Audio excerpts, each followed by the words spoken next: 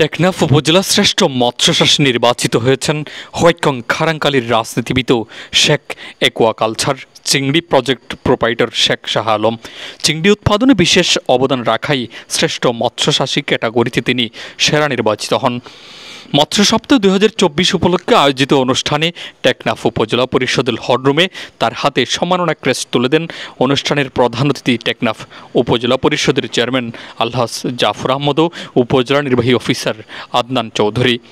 এ সময় বক্তব্য রাখেন টেকনাফ উপজেলা পরিষদের সাবেক চেয়ারম্যান শফিকুল ইসলাম, টেকনাফ উপজেলা পরিষদের ভাইস চেয়ারম্যান সরওয়াল আলম, মহিলা vice chairman Morjina Akter Madina, Teknaf upazila senior মৎস্য কর্মকর্তা দেলওয়ার হোসাইন, প্রবীণ আওয়ামী লীগ নেতা মুক্তিযোদ্ধা M A Zahir, Teknaf senior মৎস্য অধিদপ্তরের marine fisheries officer Dulal Kanti De, field officer Shahidul Islam, technical officer Masud Rana, cluster officer Ramendranath, upazila মৎস্য ফেডারেল সমিতির সভাপতি মোহাম্মদ শামসুল আলম, হোয়াইটকং চিংড়ি উৎপাদন সমবায় সমিতির সভাপতি শফিকুর রহমান সহ বিভিন্ন দপ্তরের কর্মকর্তা, মৎস্যচাষী ও সাংবাদিক বৃন্দরা।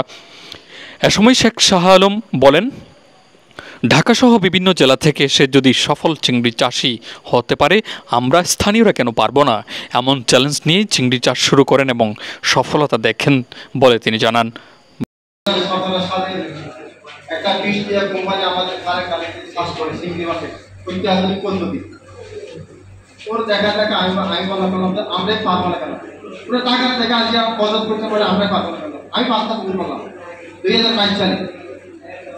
ইনশাআল্লাহ ওই 2022 সালে আমি 13 লাখ টাকা মাছ বিক্রি করলাম। 2023 সালে আবার 5টা পুকুর ছিল, 22 সালে আবার 2টি পুকুর বাড়াইলাম, 7টা পুকুর করলাম। ওইখানে আমি সাকসেসফুল হয়েছিলাম। 2024 সালে আবার 3টা পুকুর বাড়ালাম, 10টা পুকুর আমার পুকুরে এখন 30 টা মাছ আছে ইনশাআল্লাহ। টেকনাফের মানুষ এই চাষ করে সবাই খুশি। আপনারা এই চাষ করে ঢাকা থেকে, খুলনা থেকে, কুমিল্লা থেকে আসে মানুষ চাষ করে, আপনারা দেখেন নাই। এখানে টেকনাফ থেকে আসি আজকে মাননীয় প্রধানমন্ত্রী থেকে কথা বলছি, শুধু ঢাকা থেকে আসিয়া রঙ্গিজানি উনি আনিস সাহেব আজকে মাননীয় প্রধানমন্ত্রী থেকে কথা বলছি কি চিংড়ি মাছ চাষ করি। আপনারা দেখেন, আমাদের কাছে আসেন, ওই চাষ করলে টেকনাফের মানুষ অনেক অনেক উন্নতি হবে। মৎস্য সপ্তাহে অতিথিরা বক্তব্যকালে চিংড়ি চাষীদের বিভিন্ন দিক নির্দেশনা প্রদান ও সার্বিক সহযোগিতার কথা তুলে ধরেন।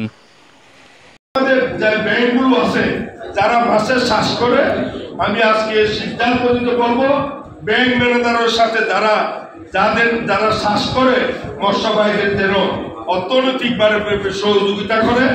আর এখানে আর কিছু সংস্থা এনজিও বলেছেন আমরা সহযোগিতা করি, আপনার খন্দনের সহযোগিতা এটা আমাদেরকে অবগত করাবেন। আপনারা কি মাসের 22 দিয়ে সহযোগিতা করেন, অর্থনৈতিক সহযোগিতা করেন, নাকি পরামর্শ দিয়ে সহযোগিতা করেন? এগুলো আমাদের সাথে একটু শেয়ার করবেন।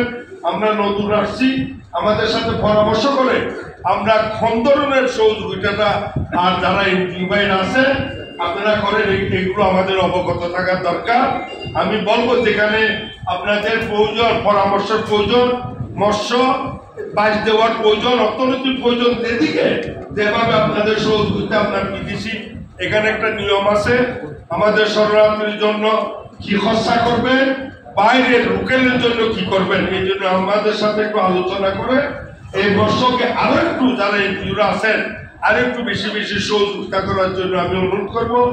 বলেছেন পরবর্তীকালে ষষ্ঠমন্ত্রী মহোদয়ের সাথে দেখা করার পর উনি এই বিষয়টা আবার উপস্থাপন করবেন এবং উনি কিন্তু কন্টিনিউ কিন্তু এই বিষয়টা নিয়ে কিন্তু বিভিন্ন সময় বিভিন্ন ফোরামে এবং ঢাকায় গেলে কিন্তু এই বিষয়গুলো নিয়ে কথা বলেন। এবং আমাদের যে সংসদ সদস্য মহোদয় উনি কিন্তু বলেছেন যে আগামী সেশনে, পার্লামেন্টের সেশনে কিন্তু এই বিষয়টা নিয়ে উনি উপস্থাপন করবেন।